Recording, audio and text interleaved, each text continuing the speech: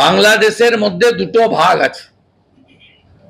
একটা সিএতে বলা আছে ধর্মীয় উৎপীড়নের কারণে যারা আসবে তারা শরণার্থী, তাদের জন্য নরেন্দ্র মোদীজি আছে, অমিত শাহজি আছে, বিজেপি আছে, খুব ক্রিস্টাল ক্লিয়ার, তারা শরণার্থী।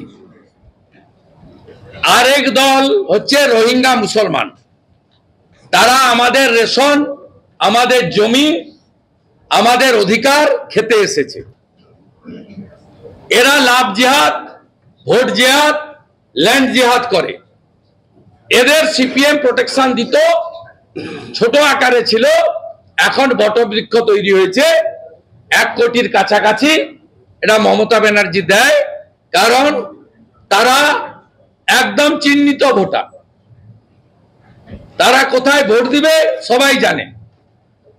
তাদের বাড়ি প্রতি 1 কোটি টাকা করে দিল, তারা জানে তাদের খালাকে, তাদের আপাকে, তাদের বুবুকে, তারা সেখানেই ভোট দেবে।